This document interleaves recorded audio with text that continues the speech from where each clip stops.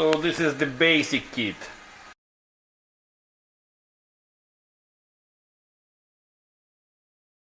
Here is the intake manifold, one of the parts of the turbo kit.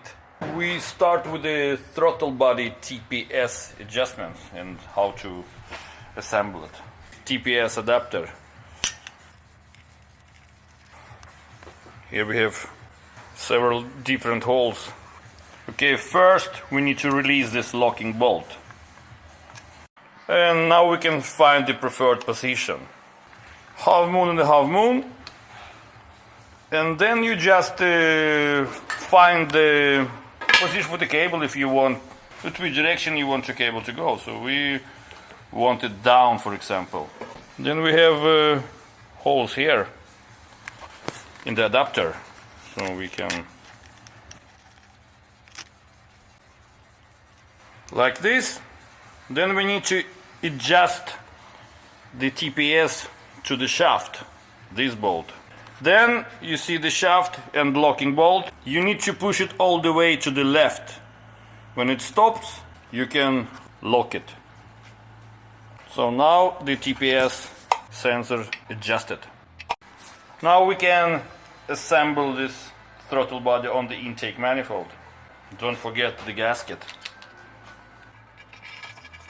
Then we have the bracket for throttle wire.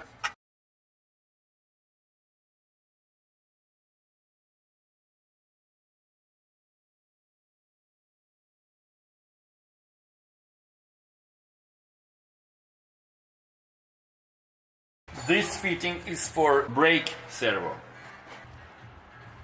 Here we have 5 fitting holes for manifold pressure. So you can use for map sensor, you can use for blow valve, use it for the gauges, boost control, for anything.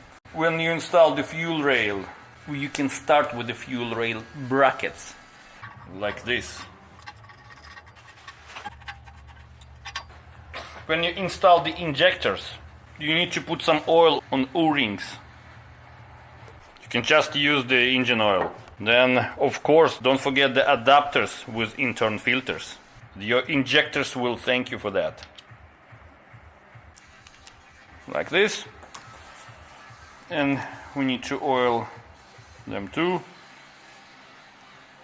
First, you insert the injectors into the fuel rail. Like this. And you can feel it, so it's turning around, not too much resistance. Then you insert it into the intake manifold flange. Push it carefully down. Bam! Then you can tighten it. You're ready to go. But of course, if you have inline 6, Mercedes inline 6, so it's probably better that you use all 6 injectors instead of 2. So on our manifolds we use the universal T3, T4 flange, so that you can use both T3 and T4 turbos. For example, now we're going to use Fat Boy T4, then we used those holes for the T4. If you use T3, you use those 4. The most simple way to install turbocharger is to start with the turbine housing. Start with the hot side. Don't forget the gasket. Then you just... So let's say we have the turbine housing on. Here we have some kind of mold we use for turbo kits. Let's say you installed the turbine housing on the manifold. Then you insert the turbo. You can install a few bolts. So now you can turn it around. So now you can decide the angle of the core for the oil feed and return. Make sure the little one is up and the big one is down, always. Some people do it wrong. So this angle can be almost up to 45 degrees, but not more. The best way to have it like this, 12 o'clock. But if you can't have it like this, you can turn it a little bit.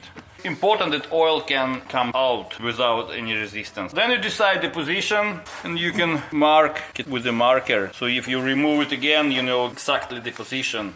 Then tighten the bolts. and attach the compressor housing. First you remove the rubber ring. You decide the position. Maybe you want this way with the pipe, maybe you want to go down. So you decide the position and you mark it with a marker. So you know the position. Then you remove the compressor housing, install the ring, put some oil on the ring, and then back with compressor housing. You see the dots here, you marks. So this is the right position. So schmack, and you can install the bolts and tighten it. Oilfeed. Don't forget the gasket. Before you install the flange, always set the restrictor into the hole. So have the flange on, you can see the restrictor inside the hole. Oilfeed hose, banjo. Yes, you can see here, it goes from here and around the engine. It's come up here into the relocator. And oil feed comes from the relocator, from here. Like this.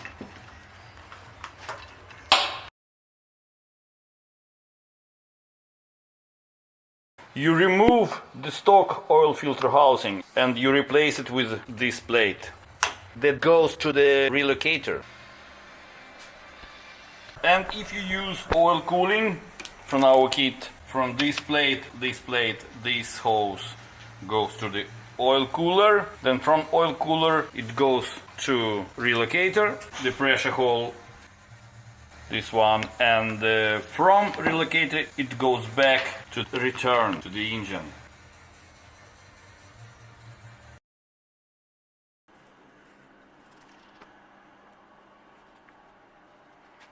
To install oil drain, you need to drill the hole in oil pan above the oil level. Then you can just insert that bolt, put some sealing ring and tighten it with a nut.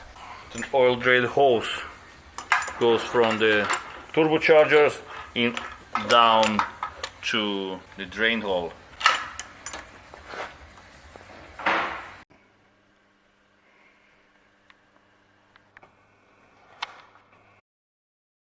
Blow-off valve comes with the flange, steel or aluminum. In the flange you will weld the intake pipe between your turbocharger and the intake manifold.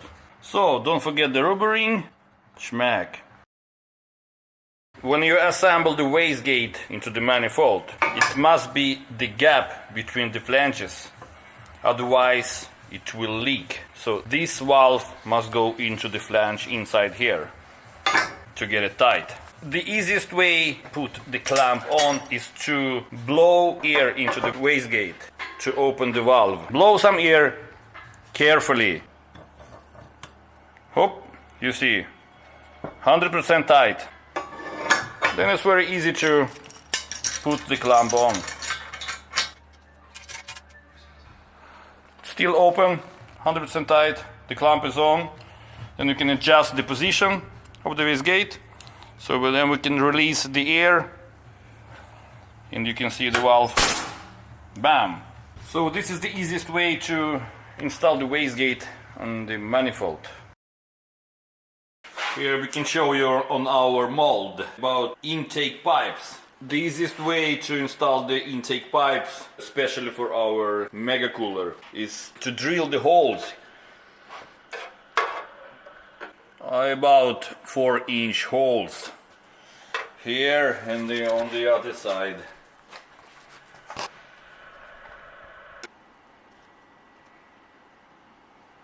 And it goes under.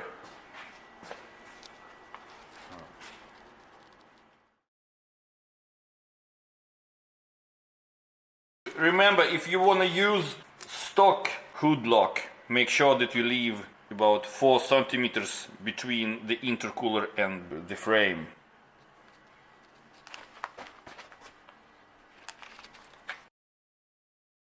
When you install our trigger wheel in front of the crankshaft, you just replace the harmonic damper with the trigger wheel. If you have 104 engine, then you even need the pulley from M103.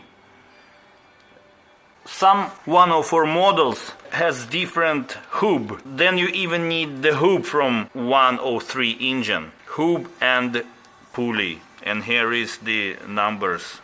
It depends what kind of ECU you're using, so it's always best to install the trigger wheel in regular position.